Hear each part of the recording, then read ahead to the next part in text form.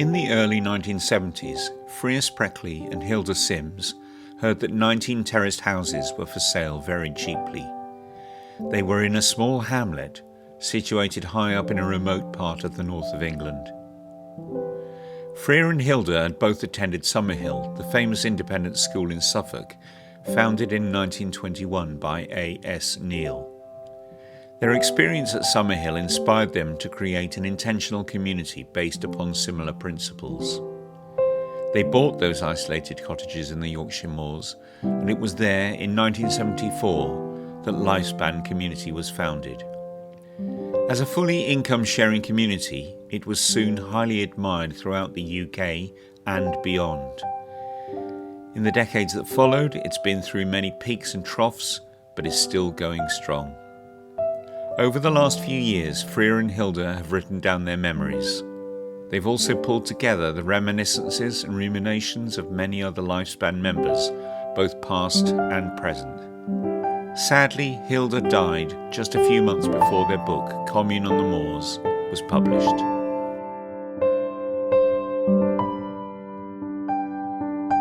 Diggers and Dreamers hosted this online book launch in February 2021. It was chaired by Chris Coates, author of Communes Britannica. Freya and other members, both past and present, talk about Lifespan and the effect that living there had and still has on their lives. In nearly half a century of existence, the Commune on the Moors has had a big impact. Stay tuned at the end for a collection of images of Lifespan from the last 5 decades. Okay, hello there. My name is Freya Spreckley. For some of you who don't know, I'm one of the founders of Lifespan many years ago. Today we're promoting our book, and we're going to talk to the book and talk around issues over the period we've been involved in it. With me today is Pete Stewart and Chris Stewart. They're not related. They are both original members. They were in the first year at Lifespan. And then we're going to include Jos Mister and Pierre Defoe and Nicola Poggi, who are now currently at Lifespan. And some of those people have been here in the middle. I did try to get somebody from the sort of very middle area, but I just couldn't find anybody, I'm afraid. So we have to go. Hilda Sims, who was another co-founding member of Lifespan and who wrote the book with me. Unfortunately, she passed away a few months ago and is therefore unable to turn up. The book, and although Hilda and I are the authors of this book, it's fair to say that actually many other people have written contributions. So we have named them in the book, and we put the book together. And one of the most difficult things we found was not so much the writing, but it was trying to put everybody's contribution into some chronological order so we could make some sense of it. So the reasons for starting the book, starting Lifespan, are not very dissimilar from the reasons for writing the book. When Hilda and I first started to talk about Lifespan, it was back in about 1972-ish. Because we had both been to Summerhill School, we had some common experiences that we were in, that brought us together actually and made us quite good friends, and we've stayed friends ever since. We talked really about whether it was possible to make a community a bit like Lifespan, Summerhill, but for adults, not for children. So that was our real starting point, to see whether we could expand that experience beyond just children. But also, you know, we were beginning to have an environmental crisis. We were having severe economic crisis in the 1970s. Inequality was growing, and there was general feelings of sort of, you know, malaise and irrelevance. And so a community of people sounded like a good idea to us. And that's partly the main reason we started. I think we believed then, as we do today, that moving towards more community approaches to living is part of the answer to these big problems. The difference today, the difference between sort of the 70s and these problems today, where the problems were beginning, is that today these problems have now become a crisis and started to affect us in more severe ways than they did in those times. But they aren't really different. So we started with the idea of looking at using some of the techniques that Summerhill uses for children. I mean, Summerhill is you most of you know, it's a free school started by A.S. Neal, and it's this year, it's its 100 years birthday. So it's an institution that's been going for 100 years. So we started with what we knew and how we organized Summerhill, where we had self-government, we had regular meetings, one person, one vote in decision makings. We rotated tasks and roles, and we shared resources and equipment. And so we felt that we could just start with that approach. That seemed to work very well, and extend it to individuals and grown-ups. And Summerhill itself was often called, and is still called, a community. And my personal experience was that it was very much a community of kids and adults. So we had this idea and we talked about it for a couple of years. And I mean, I went away for a bit, and I met Chris Stewart, who's going to talk in Mombasa one day. And we talked about it, and he was interested in it. And slowly we just talked to lots and lots of people about it. And then eventually someone said, well, there's this hamlet of 19 railway cottages and 3 acres of land for sale in the Yorkshire Moors. So after much haggling with the owner and Barnsley Council, because Barnsley Council had put a demolition order on the whole place and wanted to demolish it, and the owner was a developer from London who wanted to turn it into holiday homes. So in the end, we purchased it for £7,700. I say we found the hamlet, and in a way, I think the hamlet found us, because it's one of those places that you either hate it, you can't possibly live there, or you find it really fascinating and invigorating. And we started to just put the information out in all the means, like undercurrents, magazines, Peace News, and talk to lots of people. And in early 1974, when we moved in April 1974, individuals just turned up. We don't know who they were, where they come from. They just turned up and started to muck in, really. Some left very quickly, it just wasn't for them, and some stayed for many years, and that's how it was.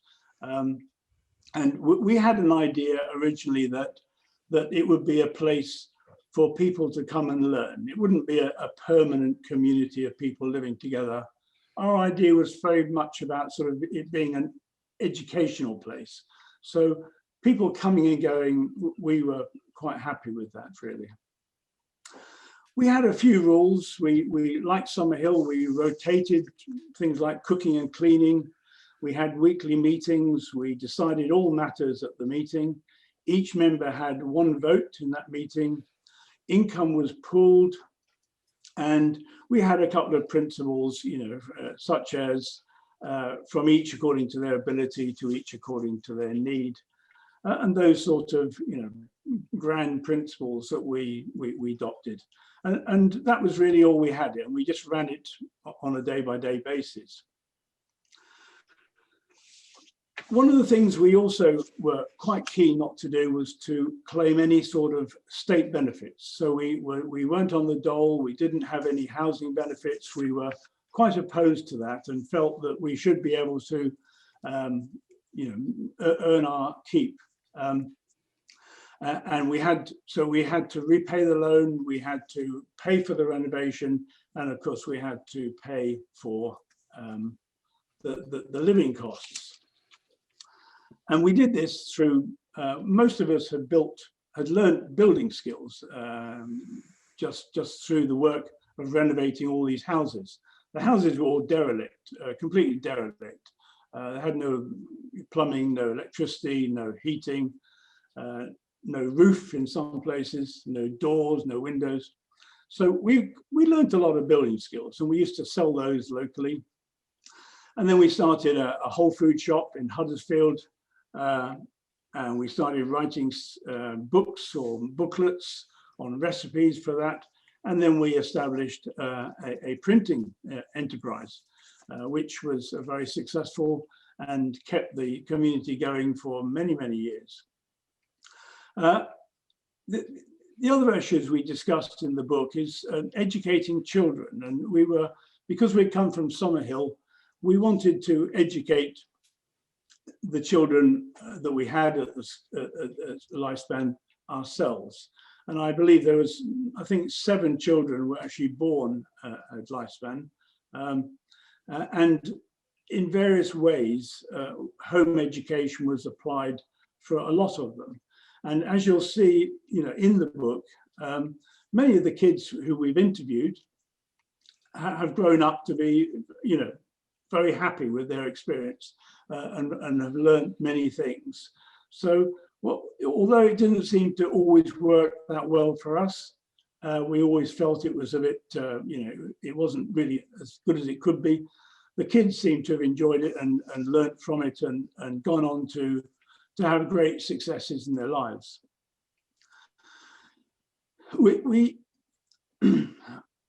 The main thing was that, and I'm sure it's the same today actually at Lifespan. Lifespan is very similar to then as it is today in the structure of it. It's owned by the people who live there. And so we owned ourselves, we owned the buildings, we owned the land, and we were in charge. And that was a major strength of overcoming the issues that many people felt were bedeviling society at that time. I mean, this is the time when when the coal mines were being closed down and the steel industry was in collapse. So there was a lot of unemployment and disquiet. The book charts its ups and downs, and Lifespan had many ups and downs. And the first 20 years, if I try and summarize it very quickly, the first 20 years, it seems to have a very successful period of about 25 to 30 people living there. Not the same people all the time, but people coming and going, living, learning, and growing.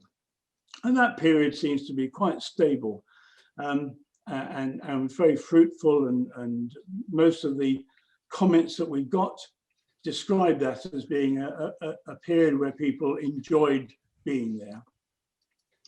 Then somewhere about the mid-1990s, it began to decline.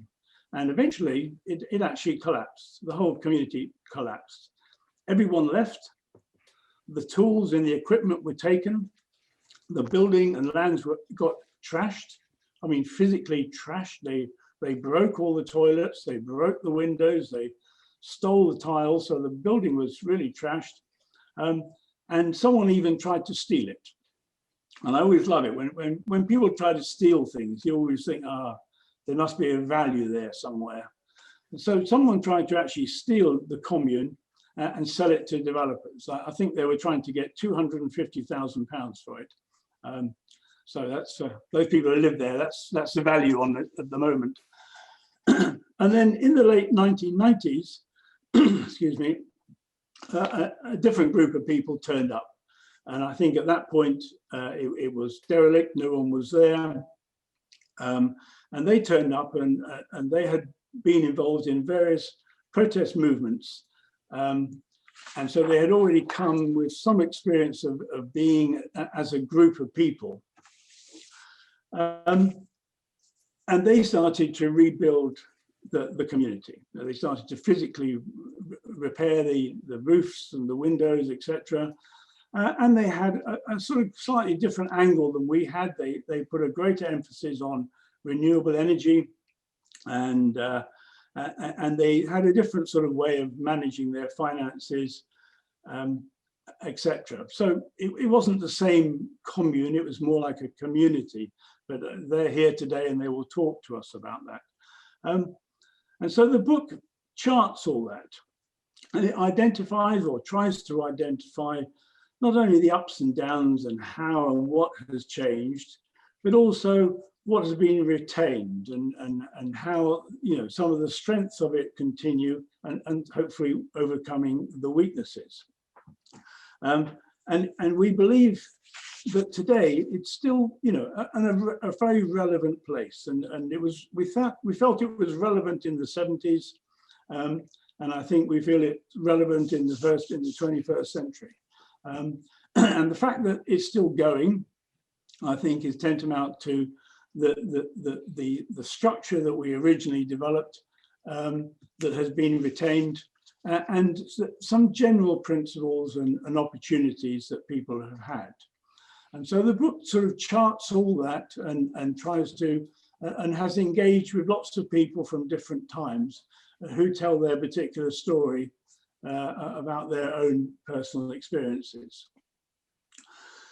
Okay, and I suppose if I just, I'll stop there. I can see my time's up. We're very conscious of the time.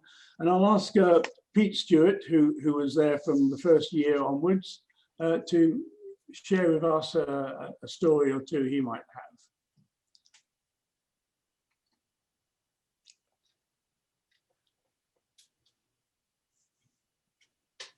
Right, okay. I think I've unmuted myself. I arrived at Lifespan early in 1975, having given up my job, having become a qualified architect and discovered that I was no good at it, and having come to the end of a very brief marriage. I wandered about for a bit, and I met someone down in Bristol who gave me a leaflet about this place called Lifespan up in the Moors. When he found out I was going back to Sheffield, he said, "You've got to go and visit this place." It turned out that I arrived with this leaflet and said I'd met this guy. It turned out to be quite a good name to drop, because I discovered that he'd actually given the people at Lifespan a significant sum of money, without any intention of ever being there. He'd just been so excited about the whole project that he learnt about in this leaflet. So I arrived with an idea of what I was going to find from the leaflet, and I arrived on a really dreary day up on the top of the moors, having walked out of the nearest town that the bus could get me to, and I found that there were I think there were 2 houses habitable, knocked together, in addition to the fact that there were 2 elderly people living in one of the houses in the middle of the bottom row, Spencer and Annie, who Spencer had actually worked on the marshalling yards that the village was originally built for the labourers to live in. So he was quite an old man at that time. But it was great for there to have someone there still living in the middle of this kind of dereliction. It's quite extraordinary. So I turned up, and not really quite knowing what I was going to find in terms of whether it was going to be of any use to me or not. And it transformed my life. There's no doubt about that. I found that I could actually use what skills I had in terms of claiming to be a qualified architect in the process of lifting the demolition orders, going to the planning committee with proposals for what we were going to do. I distinctly remember when he found out we were planning to build a windmill, he was one of the guys was really concerned about the design of this windmill, what it was going to look like and how it was going to affect the landscape. So John Wynne and I pointed out to him that we were our intention was to make it as closely, to look as much like the electricity pylons that marched across the moor below the hills as we could possibly do. I think that sort of lightened the atmosphere in the meeting, and they eventually agreed to lift the demolition orders on the bottom terrace, that was. And so I learned, having spent 5 years training to be an architect, I spent the next 2 years training to be a builder, which is quite a different thing. But the first thing I had to do when I arrived there was to, they said, oh, there's this house next, number 17, next to Annie and Spencer's house. We haven't done anything in there yet, but you can live there. And if you make yourself a room to live there, you can live there. So that was my first experience of being there. And for a year or so, it took me trying to find out what was really at the root of what we were doing there. And by 1976, I remember 1976 being the year of cooperatives. Through the year, more and more people were getting involved in, particularly in the whole food movement, and we basically formed this Northern Whole Food Collective, which was cooperatively owned whole food shops in the north of England, and that it was, and Suma was part of that, that was how we managed to get the printing business so successful, because we were selling goods to Suma, who were distributing them to the whole food shops, and that was the most extraordinary business. But the co-op movement, it was the flavor of the year that year, and it got more and more excited. And it seemed to me that, and in discussions with other people there, that what we were doing there was trying to overcome the difference between living and working, and we wanted to sort of join the two things together, and we did that by forming Lifespan into a collective, commonly owned collective through the Friendly Society, and it was a registered business. And the constitution that registered business had to be approved by the Friendly Society, and it was through them that we would be able to register the business. And we wrote the constitution so that if anyone who lived there was employed by the business, and anyone employed by the business had to live there, and their job was to live. That's what it said in the constitution, and it in a way, I guess what we were trying to do then was just challenge the whole idea of what business and work and life, for that matter, was all about. And the most, I suspect that very few people at the time, and probably now too, would think that a commune living up in the moors not only was a registered business, but kept regular accounts and was VAT registered. Every time I think about it now, it seems outrageous that we actually registered the business whose job was to live for VAT, which meant that every time we spent money, it was a business expense because it was part of our life. And that meant that we were actually making money from the VAT because our expenditure was greater than our income.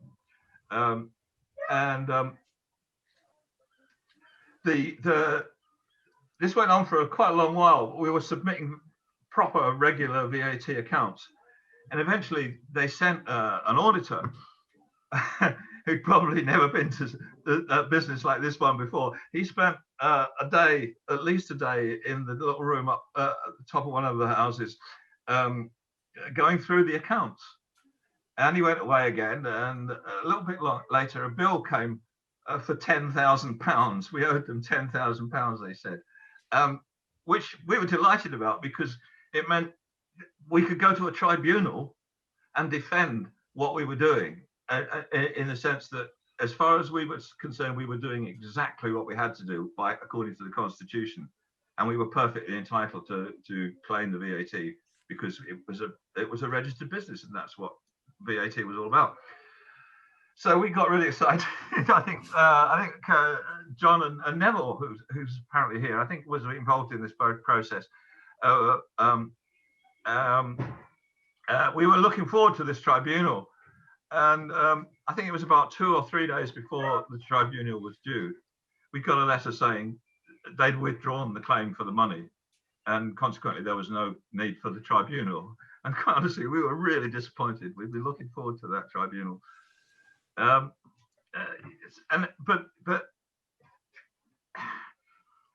from then on, the whole kind of I remember going to in the middle of 1976 a Leeds University conference about the co-op movement and how it was going to transform the working environment and things. And it was a really exciting time. And not only that, by that time, Lifespan had become internationally renowned for being what it was. And I have the feeling now that over that time, 76, 77, Lifespan was visited, and I met almost anybody and everybody who was doing anything that was really exciting in terms of changing the way the world could be thought about. A very stimulating time, certainly as a learning experience that Bria was talking about. You had to work really hard to catch up with all the learning there was to be done. You're probably running out of time, Pete. Right. Well, I think I've said what I wanted to say, really, right. Because the one thing I would like to say to add is that from the cooperative constitution that we wrote, Neville and I and Dave Traynor at Lauriston Hall tried to put together something called Common Ground, which was going to take into common ownership all the commune property that was owned already by communities.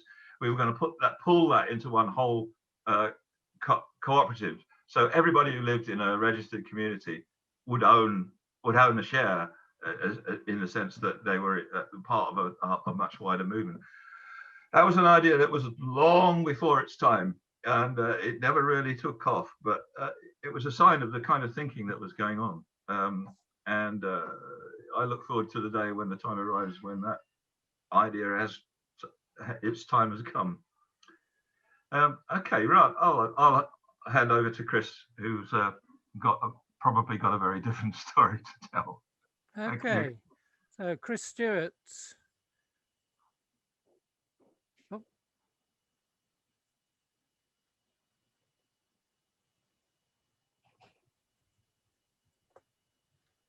Myself. Okay, you can hear me okay? Yep. Yep. Okay, yep. good. Right. Yeah, I met Freer in Kenya, and we came back and got involved. And as you'll read in the book, Hilda was such an inspiration to be with. And for me, it was very exciting because of the political and, I suppose, intellectual aspirations of it, and coming out of some of the Summerhillian ideas. But I had so much fun at Lifespan. I hope some of that comes across in the book. There were lots of ups and downs, but you know, we made a teepee one time, and we were putting it up, and the wind was it was always windy at Lifespan, and we were having a hard time getting it together. And the local fire brigade are coming by on a training exercise, and they stop to see what's going on. And so you've got these firemen helping us put this teepee together and then coming in for a cup of tea. And a lot of that happened, you know, odd occurrences happening all the time, which made it very exciting. A lot of the locals that come by, the Commune, or just the teenagers that were living there that would go and raid the fridge with big slabs of cheese, and then having to bring it up in a meeting that they shouldn't be doing that. I think a lot of the teenagers had a good time there. It was an interesting, because there was local teenagers they all hung out with as well.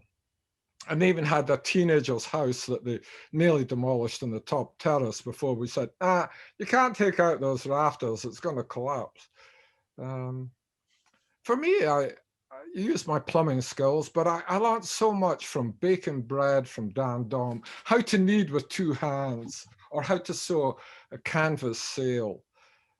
There was a great exchange of ideas and skills that different people had, you know, and I always wished I'd used more of Hilda's lessons, but years later I found I was dyslexic, and that is why I avoided many mathematical or writing down too much. But these things you overcome because, you know, that's what you get out of life. The excitement of being part of the Northern Whole Foods Collective and other co-ops all over, and different communes and housing co-ops, was a very exciting thing for me. And I visited many of them, having them people from there come to Lifespan. I'd go visit there, and from Aberdeen People's Press and Aberdeen Ambrosia, yeah, that's where I'm from. So there was connections there as well, to Arjuna or Uhuru that are still going, and to Lauriston Hall, of course. And having fun with Dave Trainer, showing how to repair the lead roof that they had during a women's week, where Dave would make too much noise, and I'm saying, keep it down, you know. The place was really rich, and Lifespan, Lauriston, whatever you want, you know, it's a very fervent time. As I've spoken to people over here in the States where I live now, you know, the 70s were an interesting time. And it's again, what's your attitude about how you treat your life? What do you go and grab? What do you take? What do you learn from?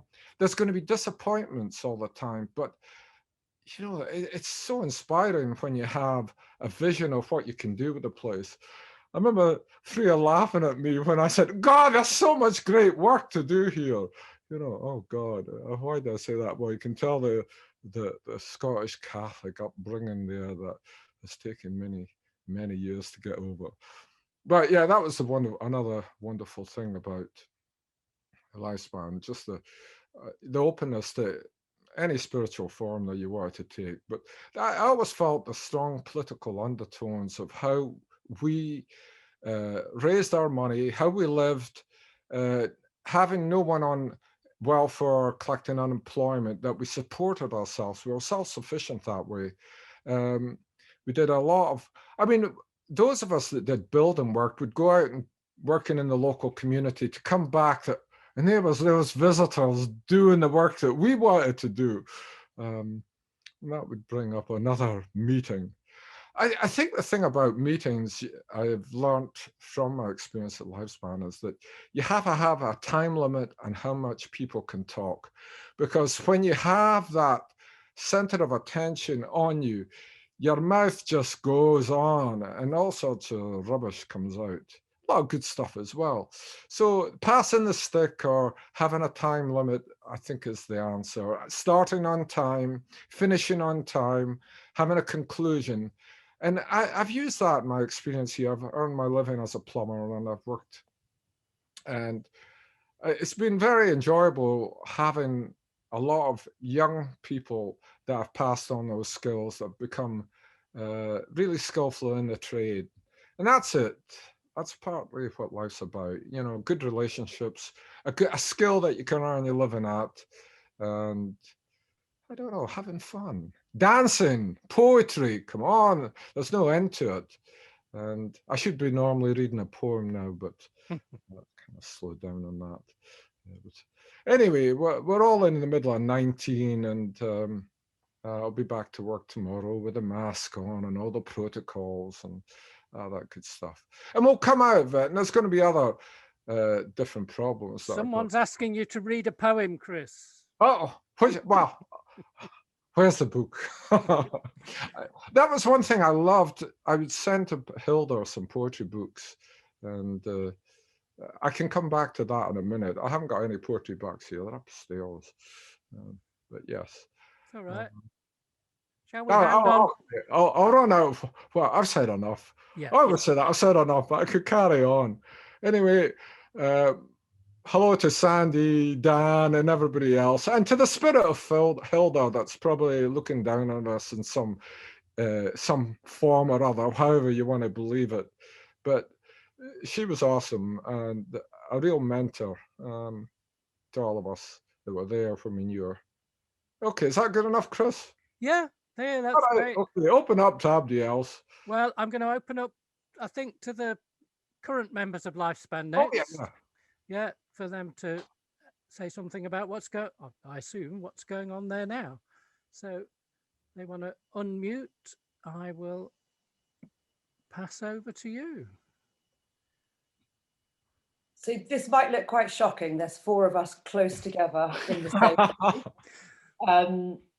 Yeah, we've all, I don't know how many of you are based in the UK, but we've all been on lockdown and pretty much no one's left Lifespan for the last month. So we were going to do it all on separate computers in our own homes, and we decided to be brave and come together to do this. So I'm Joss. I've been here as an official member since 2006, but loitering since 2002. To my right is Pete. Hello. Michael, who's one of the original new generation, and Poggy. So Freya's given us a bit of direction, but if people want to ask questions, we can try and respond as well. I don't know if with how you see the panel screen, you're going to be able to see Pete, who's going to speak first. You might need to go up to view and change your view so that you can see Pete's beautiful. Oh, actually, we could just swap sides. Go. Yes. Hello, yeah, my name's Pete Defoe. I came to Lifespan in, I think about 1998. I'd previously been on a road protest down in Kingston, and I came up here when some people said that there was a place that was abandoned, and I came here with some friends and then kind of realised that I knew the place because I lived in a community called Glenaru in Wales many, many years ago. I went there in '89 and was familiar with Lifespan. So as soon as we got here, we just started doing stuff really. I mean, it was freezing cold, there was snow coming in the living room, like as Freya described, it was all very derelict. But there was a group of us who had come from the protest scene and we just got stuck in. At that time, we didn't have any particular structure, although we did start having meetings, and slowly we kind of took up the cooperative ideas and the cooperative principles and took on the original Lifespan constitution.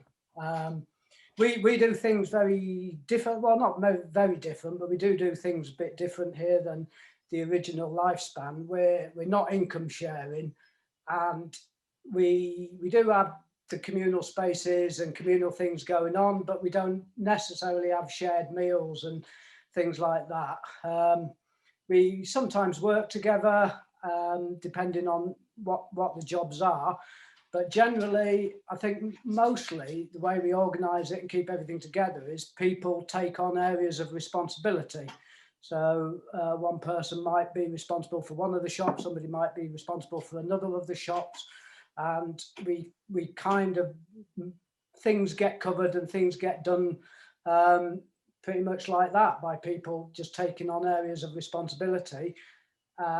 Sometimes if we've got a big communal job, we all come together and take part in that. One of our main things is living off grid, living entirely from renewable energy. This was a passion of mine for years, and something coming here was an opportunity to actually really do it. Before coming here, I was living in a vehicle and I had solar panels and windmills and a windmill, and coming here was a great opportunity to see if it is possible to run a house, to see how, to live off of renewables, to live off the solar panels, and to try and live as eco a lifestyle as possible. One of the things, it's like you look on the picture of the front cover of the book, and the thing that's most striking to me is the lack of trees. I mean, now that the trees got planted in Freya's time, now those trees are, you know, the whole place is just covered in trees, which is beautiful, because this place, it's like, it might sound grim and, you know, we're up in the moors and everything, but it really is an oasis in the middle of a green desert. You know, we're surrounded by sheep and moors and just grass, and yet here we've got an abundance of wildlife, hedgehogs and loads of birds, all sorts of different birds, from sparrows and collared doves to woodpeckers, and even a flycatcher and jay. I've seen a jay here, and all sorts of wildlife comes here and enjoys it as a, I suppose, as a bit of a refuge.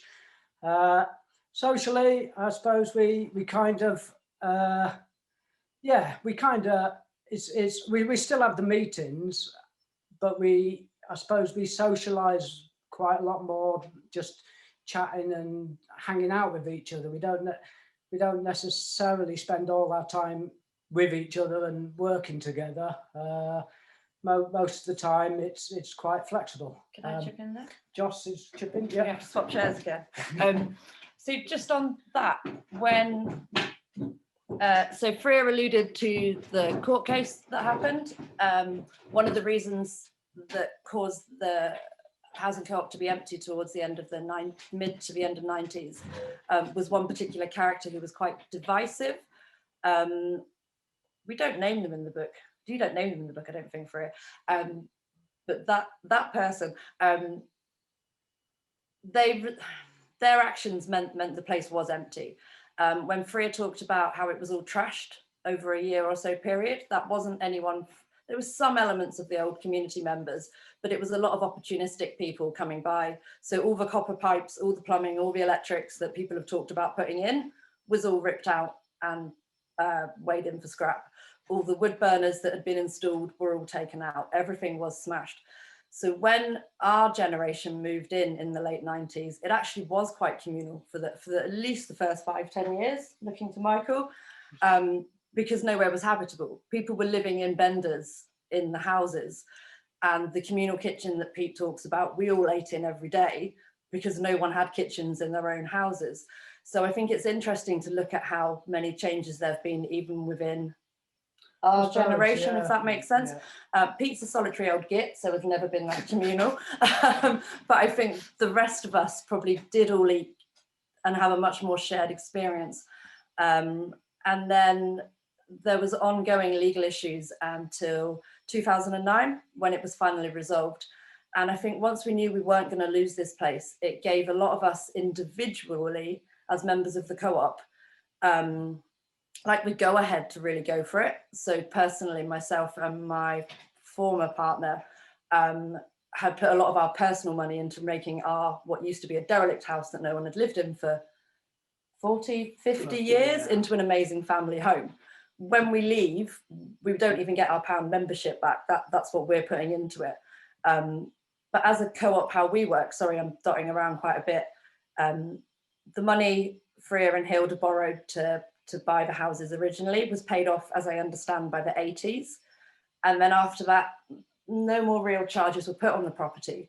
So when we took the properties on in the late 90s, they were free. And we've maintained it as a low income group. So our rent is very low, but that means there's not a huge pot to pay for the maintenance of the properties. So there's quite an expectation that if you live here, you're going to use your skills and your own resources to do up those properties. I think Chris's point about meetings was really interesting, about trying to keep them on time and not let people talk for too long. And that's probably a good point to hand over, because I always talk too long. Yeah. Do you want to add anything about current people here? Yeah, but hi, I'm Poggy, and I, like Joss, I was loitering for a little while before I actually got kidnapped to come and live here. It wasn't by choice.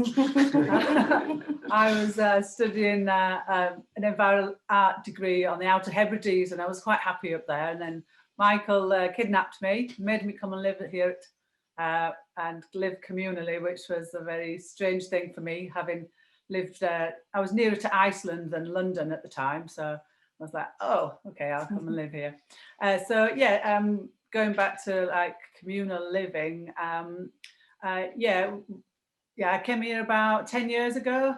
And yeah, so everybody's pretty much like, you know, got their own homes to live in, and the communal living was a lot less, I think, from when everybody first moved in. Most of the houses, you know, done up, and people have got their own space and sorting out their own alternative power. So it's kind of a bit more posh when I moved in, really 10 years ago. Everybody sorted themselves out. And yeah, it's really great feeling, everybody joining in and helping each other and sharing skills. Meetings, yeah, they're interesting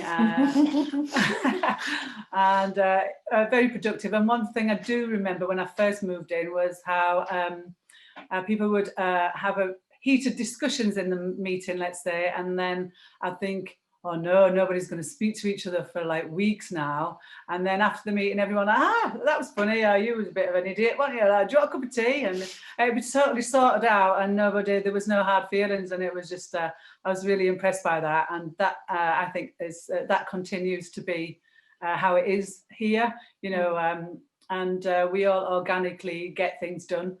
Sometimes it's really structured, and we have meetings, and it's definitely what we're going to do. You know, certain things, and then sometimes we just, you know, individually get up one morning and think, oh, we'll just copy some trees today, and without bringing it to a meeting, we'll bring it on ourselves to do that. So the energy is always flowing, and people come and visit here, and they're very inspired by the place. Everyone wants to live here in summer. No one wants to live here in winter. You know, everyone thinks they're crazy. And it's a great place for children. And having lived here 10 years now and noticed that lots of children are grown up here, it's that they absolutely love it, and they speak highly of it. And but by the time they want to, you know, leave, but by teenagers, there's nothing for a teenager here. They want to fly the nest. And speaking of our stepson, who left when he was 16 and hated compost toilets and hated spinach and growing polytunnels and had enough, he actually came back after about 2 years and showed his girlfriend around, and it was very you know, impressed. She was really impressed by how he just loved the compost toilets this time. Oh look, this is where we grow vegetables, and this is where I did this, and we were like, wow, that's great. So it does have a really big impact on children, and we have just a few children now living here, and there's 3, and they really do enjoy it, and it's a really great place for children, and they learn a lot from everybody, everybody's different skills. And we have children that are home educated and also go to a local school, so it's nice mix of education going on. Yeah, it's a bit all I've got to say at the moment. I'll pass you on to Michael, who kidnapped me in the first place. I've got nothing to add at the moment. Cool. There's one question in the chat, which is very quick. Do you still have the taxi, Pete? I've still got the engine, if anybody wants to buy it. I've still got the taxi engine. But no, I don't have the taxi anymore. That was a great car. I like that. I always remember driving to Leeds in that, and it's great because I could go anywhere in it. It's like it's a taxi, and people would like wave on the side of the road, and you wave back and go, hi, drive past, yeah. Okay, I'm going to try and open things up. Thank you. That was great. I'm so in awe of you lot who took it over and rebuilt it. It's amazing. Okay. There was one general question aimed at people on. I'm going to try and stop spotlighting you. So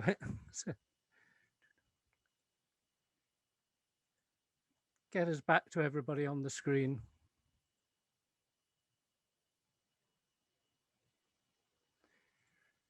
Okay. We missed the question, sorry. No, there was one general question for anybody on the panel, not the people who were there at the moment. A general question for sort of the Frears, the Chris, the Pete. The question was, so why did you leave? I don't know if Freer wants to start on that one. You need to unmute. You need to unmute. Well, I left first, so I'll start. Yeah, so the reason I left, I think, was very personal. Well, a number of things came together. One is that I think I'm a bit of an alcoholic. Alcoholic? No, I'm not. A workaholic. and the commune was sort of slowing down a bit. Just individuals were taking it more easy, and it didn't suit me personally, that approach. So that sort of got me. And then I was offered an opportunity to set up a place called Beechwood College in Leeds, which I found quite exciting, because I was more interested in politics outside of the community. So it was not because of anything so much in the community, it was just opportunities outside. And I only stayed there, I think, for about 4 years in all. So I wasn't there that long. Maybe Pete or Chris needs to. Yeah, I can answer that question. My son he wasn't the first child born to anyone living in the commune, but he was the first one it was the first newborn child to grow up in lifespan.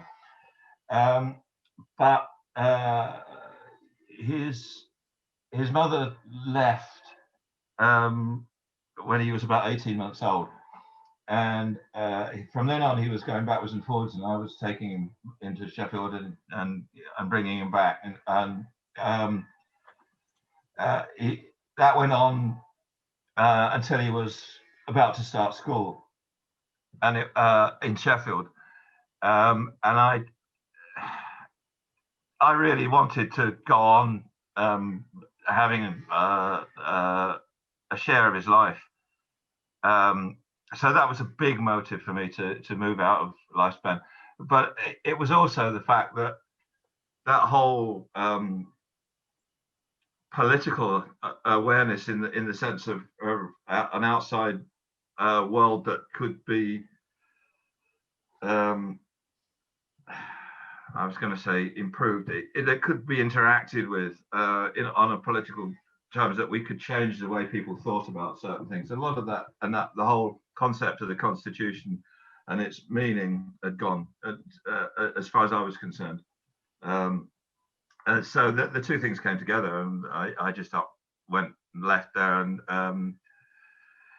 only went back once when it was beginning to decay. Sometime in the early 90s, we went back, didn't we? Yeah. But I'm having just heard what we've just heard from the people there now. I'd really like to go back there and visit again sometime in the winter. I'd like to go back and see the trees. That I said in the chat that it was Pete Armstrong who started that whole process of planting trees, and he planted trees all the way down the wee burn that runs beside the land there. And Pete, do you want to? Does Pete Armstrong want to say something about that? I could do if you want. Yeah, go on. Hey, oh, Pete, it's really good to see you. And you, yes, great to see so many old faces I haven't seen for a long time.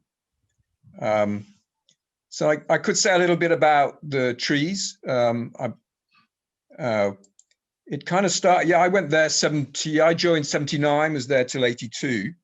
And like a lot of people, I was very excited to go there. It was full of possibilities. But I remember, I think Freya has talked about conferences and Pete's talked about them as well. There was a conference of something, and I was in the back garden, and a guy came out, and he was at his name, it may remind people, was Keith Motherson. And we had a little chat, and then he made a remark, which was, what you really need here is to create your own microclimate. At the time, I didn't understand what microclimate meant, but I kind of looked it up and realized that what we needed to do was plant trees. And so I did research into shelter belts. And at that time, we had a visiting mobile library. And I ordered books from there. Several of us did. In fact, they said that the ordering budget for mobile libraries in the whole of Yorkshire, we took up a lot of it. And so I kind of researched about shelter belts, and then somebody gave us, there was a revolving loan going round and there were grants to be got, and I kind of pulled it all together and worked out what trees we might have, mostly local, but with Sitka spruce on the western edge, because as anybody who knows who's been there, especially in winter, the westerly winds are very keen and very dominant. So as to kind of create that kind of shelter. Yeah, and we ordered these trees from a tree nursery in Huddersfield. It was quite a lot of fun to kind of work out what to do, fenced them off, did what we often did, was we had a kind of weekend with people from outside to come in and help plant. In fact, I came across somebody 25 years later who said he'd been on that weekend. I didn't remember him. And so it was kind of, again, an example of that, all kinds of things coming together that Chris Stewart's described really well in a kind of synchronistic way, all helped. And I really enjoyed those trees, looking after them, helping them to grow, keeping them fenced off, kind of clearing out some of the stones from that collapsed from the stone wall on the far side that collapsed into the stream, rebuilding stone walls along there. So it's a project I'm very happy about. We should all plant trees. It was a great thing to do. I love the idea that they're still very prominent there and they've been so beneficial. I now live in Bentham, which I first visited when I was at Lifespan. My wife Mary and I have been here. Mary Lewis, as used to be, now Mary Swale. We've been in this house now for 34 years, and 10 years ago, Mary organised the planting of something like 600 or 800 trees. So we put a lot of trees in the fields around here as well. So yeah, tree planting, good thing to do. Great, thanks, Pete. I'm okay. Current lifespan, go on. There was one thing I'd wanted to say that I completely forgot to. Freya talked about how when it was set up in the 70s, the idea was that it wasn't necessarily a permanent forever home for people, and that people would come and go. And obviously that's very different with us now. A lot of us have been here sort of 20 plus years. But one thing I found really striking in getting to know Freya, but also Hilda, and them coming back and interviewing us and doing all the research for the book, was that you had them in your mind as these huge figures, and they are. But it was weird to think how huge an impact Hilda and Freya had, but how little amount of time they actually lived here for, and just what a powerful impact a small number of people with ideas and energy can have. And yeah, I just wanted to say thanks to Freya, and obviously to Hilda as well, unfortunately no longer with us, because we found learning our history to be absolutely fascinating, really have. And thanks for everything that you've done. And to all the other 4 members who are on here today who've made it what it is. Right. It's 5 o'clock now. We're okay for another 10, 15, 20 minutes if we want. If people want to, people have got things they want to chip in. Yeah, Chris, I'd like to. Chris, can you hear me? Yep. All right. This is dedicated to Pete Armstrong and all those that planted trees, but also before him, the Howard and Ruth and Derek Eastman very early on. I don't know how many of those survived, but this is a poem by Mary Oliver. When I am among the trees. When I am among the trees, especially the willows and the honey locusts, equally the beech, the oaks, and the pines, they gave off hints of gladness. I would almost say that they saved me and daily. I'm so distant from the hope of myself, in which I have goodness and discernment, and never hurry through the world, but walk slowly and bow often. Around me, the trees stir in their leaves and call out, stay a while. The light flows from their branches. And they call again. It's simple, they say. And you too have come into the world to do this, to go easy and to be filled with light and to shine. Mary Oliver. Great, thanks, Oh, Chris. People asked for them. I've got a question. I'm going to ask Kath from Cornerstone if she wants to ask a question in person. Do you want to? Hi, yeah, thanks, Chris. This is so exciting. I've just been reading most of the book and I keep bursting into tears just because so many things kind of mirror episodes or hearing about things that might happen in the future that you have to watch out for. I'm in the beginnings of setting up a commune at the moment. But the question anyway is, how much of a role did the communes network or fairground play in the functioning or stability of Lifespan?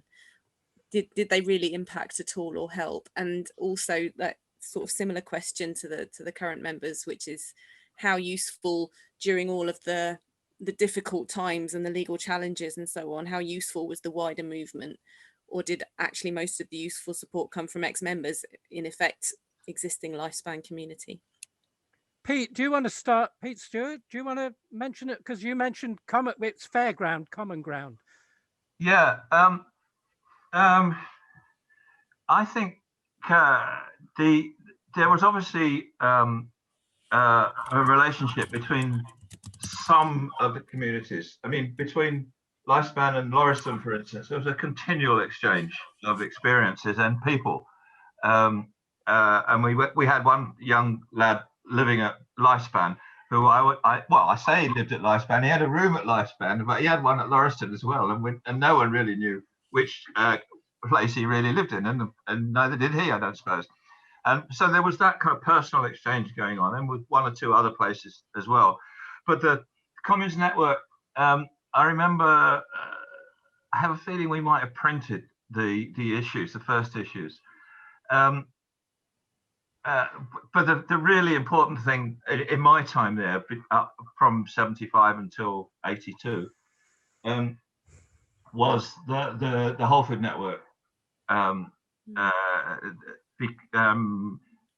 because it wasn't just community; it was a wider sense of community of people running cooperative businesses, actually in urban situations, and I felt that whole idea of forming the Northern Whole Food Collective just was the sort of thing that we that Neville and Dave Traynor and one or two other people looked at trying to do with communes. You know, we would form a real communes network. That is to say, it would all be a one collective. It didn't happen, but as far as I'm concerned, that the whole food collective network, just because of its cooperative nature, was what tied the communes into a wider world. Yeah, great, thanks. Do the members want to say a bit? Can I just say something about that? Because I think I mean I've got old copies of Whole Food Networks and the Commune Network, and I think these were very instrumental. Myself being involved in these gave people at Lifespan and other communities a very important feeling that they were part of a bigger movement. I mean, we were small groups in small houses or tucked away in small places. And I think had it not been for the networks that these networks, you know, we would have felt quite isolated and unsure of what was going on. So I in answer to Kath's question, I actually think these bigger movements were really important. And I mean, we don't have time, but there's some fascinating stories about the Whole Foods Network we don't have time for. We might have time to pick this up on Saturday, Freya, when we have a general discussion about the sort of the movement, if you like, the network. I'm gonna ask Dave from Lauriston to just say a bit about Fairground, and then I'll come to the current members to talk about sort of networking today. Dave? Yeah, well, I'd like to echo a bit of what Freya said. Can you all hear me okay? Yeah. Yeah. Yeah, I think, you know, we've at Lauriston Tool, we felt we were very much connected through a massive movement all over the country. We held conferences a lot at Lauriston. We had people from all over coming, all sorts of interesting initiatives that were going on in cities and in the countryside and even internationally. And I'd just like to give an example of a few things. I mean, I think Fairground, it was a great shame Fairground didn't finally take off. The basic idea was that an individual commune on its own is vulnerable, because communes sometimes go through crises. And a number of very interesting communes collapsed, and they collapsed for all sorts of different reasons, sometimes financially. I mean, Glenary's gone, Wheatstone went. Sometimes it's because there's a difficult person there and they drive everybody else out. And I mean, if we could have links between the communes so that, and of course, Lifespan went through a crisis. And if Fairground had existed, there would have been people who could have intervened and helped it. When we set up Lauriston, one of the other things which I got involved with was trying to work out legal frameworks for communes and collectives, ways of basically having collective ownership of property where nobody could exercise that kind of proprietarian rights. And it's actually impossible to do. But with something like Fairground, if Fairground owned all the land and it would stop the carpetbagging that goes on. I can think of a number of communes that have been carpetbagged. That's where you get a group that's left who suddenly realise, actually, if we sold the place up and pocketed the money, we'd all be quite wealthy. And I mean, that's happening now in a commune called Auchinleck in Scotland. It's happened. I can give you numerous examples of places that I know, houses that were collectively developed, paid for, and a bunch of people living there just found a way of cashing in. And there was one that was, sorry, I can't, I'm not going to go into it. No. So Fairground, a great shame Fairground didn't happen. Okay, Dave, thanks. I'm going to pass on to the current Lifespan, then we'll move on to a different question. So in direct reply to Kath's question, when we had our main legal problems, the wider community's support was useful. So specifically, we got some initial support from Radical Roots to help point us in the right direction.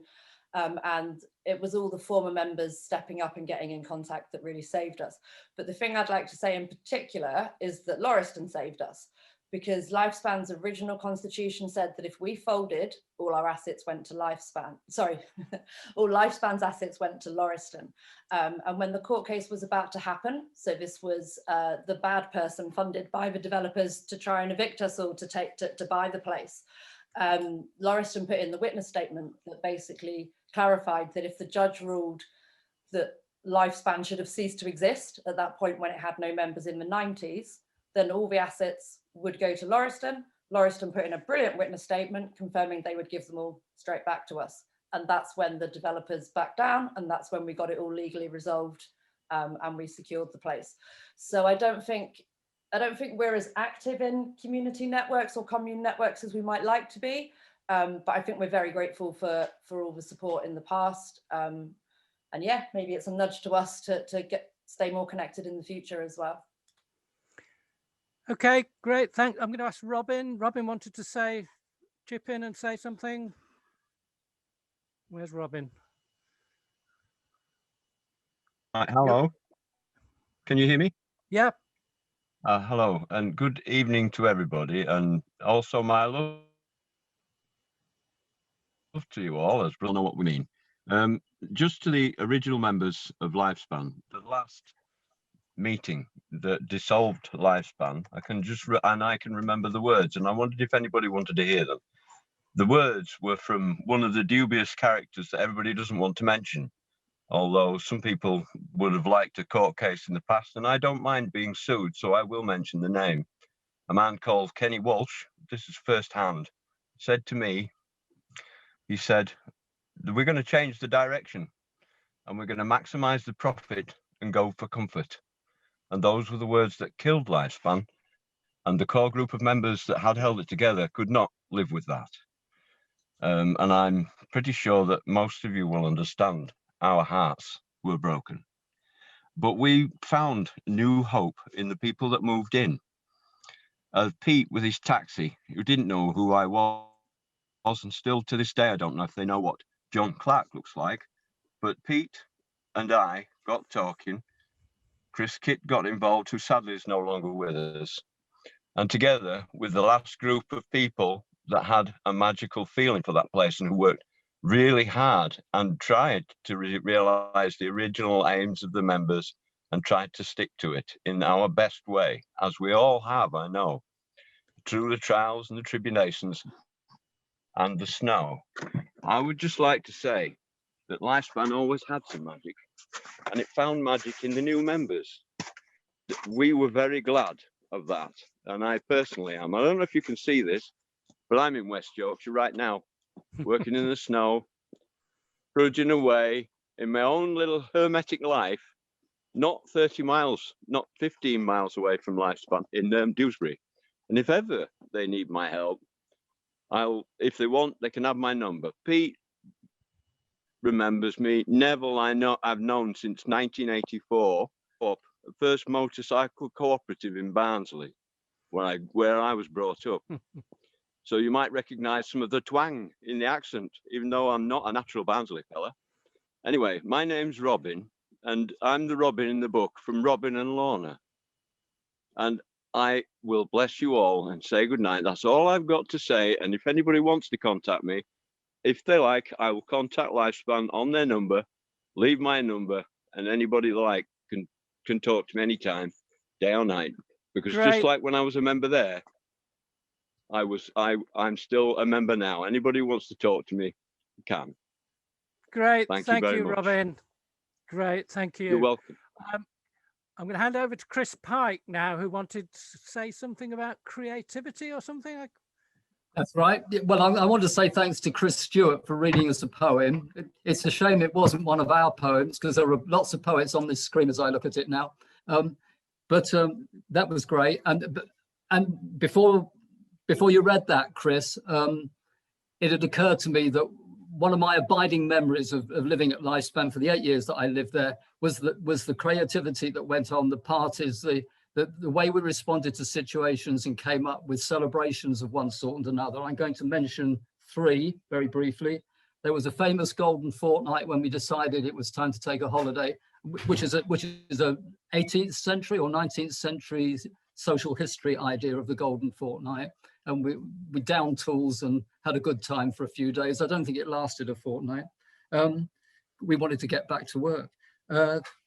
There was a Caribbean holiday on one time in the middle of winter. There's snow outside in Sheffield now. There was snow outside then. We got ourselves up into a bus and flew to the Caribbean and turned the heating up. We really stoked the stove on that occasion to make it very hot indeed. I can remember people being naked. I think that might have been you, Chris, I'm not sure. But we had a great time on a Caribbean holiday there.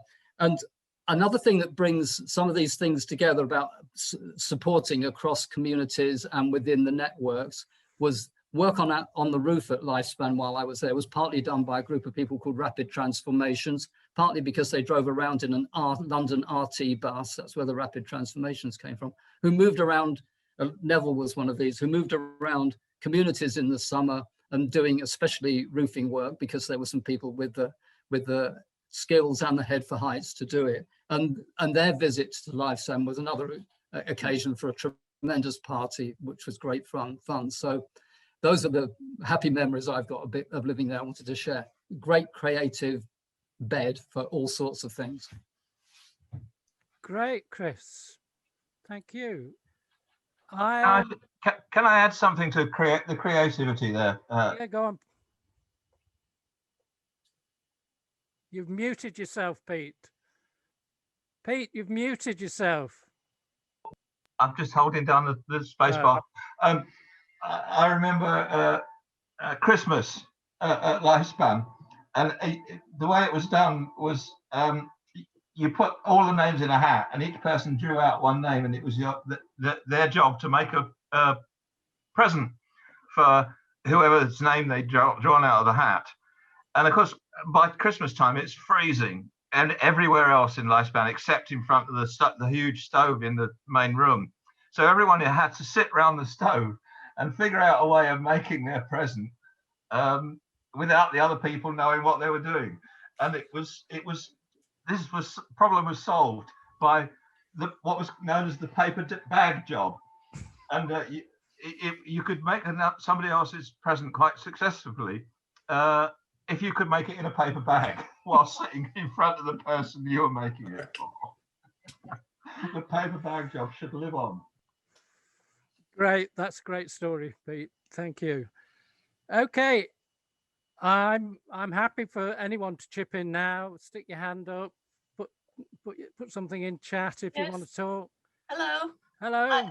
I'm Dawn. I'd like to say something about Neville. Yeah, go on. Yeah. Well, I remember Neville, and my memory could be incorrect, as being the longest lived member at Lifespan. I remember him as pulling together the most successful, financially sustainable things with his printing efforts. And belatedly, I'd like to congratulate him on the printing, because it was something that everyone could be involved in. You didn't have to be a printer. You didn't have to be an illustrator. You could sit there and fold and collate. You could clean the machinery. You could go and deliver. It involved everyone in a much more collaborative and communicative way than building. You know, if you couldn't get up a ladder, you couldn't help. But you could help Neville with his printing. He was a very quiet person. I remember him as not being outspoken or contributing much to the meetings. And I think because of that, a lot of people didn't realise exactly what his contribution was. So Neville, if that's you there, I don't recognise you from, it's 40 years since I've seen you. Yeah, actually, looking at you now, I do recognise the grin. Well done, mate. You made an impact on my life while I was there. One more thing, I have to apologise that it was probably my teenagers who pinched all the cheese out of the fridge.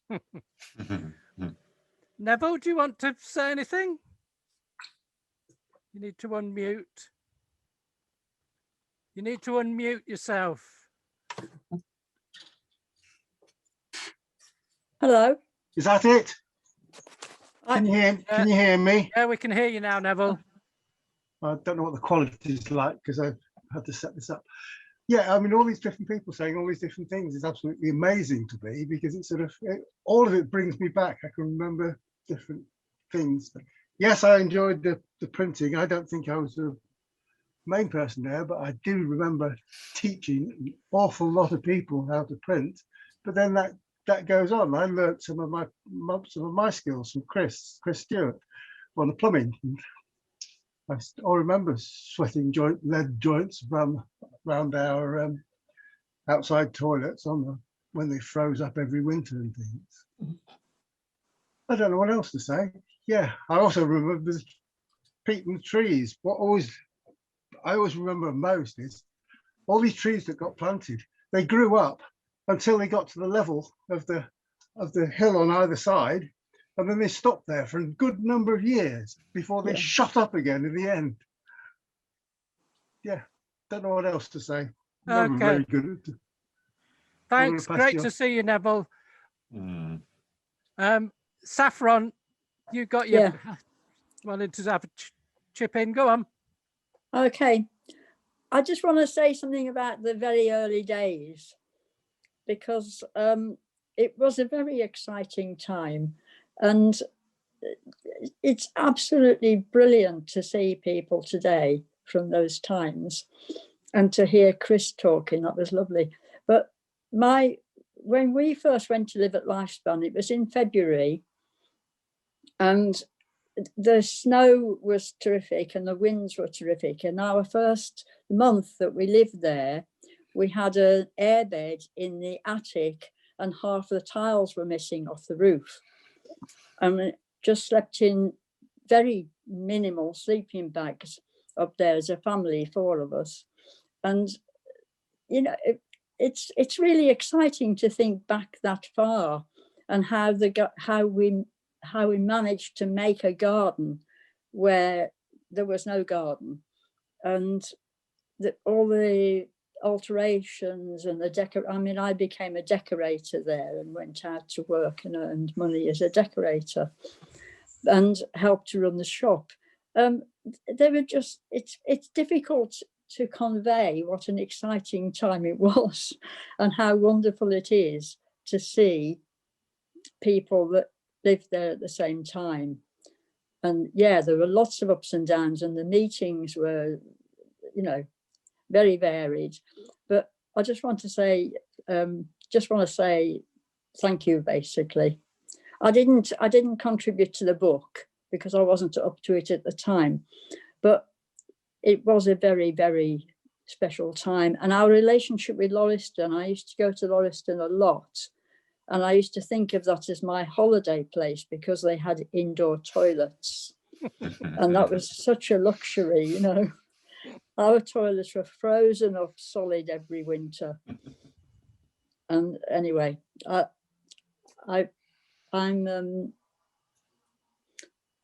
my kids were, yeah, one of my kids left there because the food, he couldn't tolerate the food at all, and he hated vegetarian food. And he used to go around to Annie and Spencer's almost every day, and Annie would make him pie and peas or give him chocolate sandwiches. And you know, and I remember when Spencer died, and I think Chris and I were involved in Annie asking us to go round and help her to get Spencer up the bed because he was dying.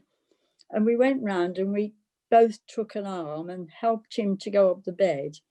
And he hadn't spoken for a long time, and he wasn't talking to Annie.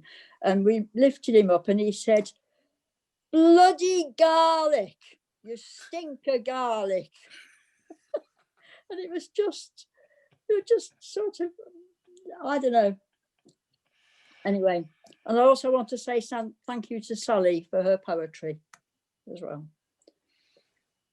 Okay. And his music, yeah. Thank you, Saffron. Okay. We're starting to run out of time now, and we're getting to past. I'm going to hand back to Freya, and then I'd like to say thanks on behalf of Diggers and Dreamers. Thanks for everybody for coming. We sort of we see ourselves as sort of facilitating the production of these books. We don't have the resources to be a publisher and commission things, but if people want to write the stories, we're really keen for the stories from groups that were set up back in the 70s, 80s, to get out there so that people can know about their history, so people can learn from experiences that other people have gone through. So we're really keen. There are 2 other events this week. There's also a book launch about Lauriston on Thursday, and on Saturday we're having a more general discussion with a few people from other communities, Old Hall, the Quaker community at Bamford. So if you want to come along, then you're more than welcome. I'm going to hand back to Freya, and then we're on to the hard sell. If you haven't bought a book, please log on to our website and buy a book. That's what book launches are supposed to be about.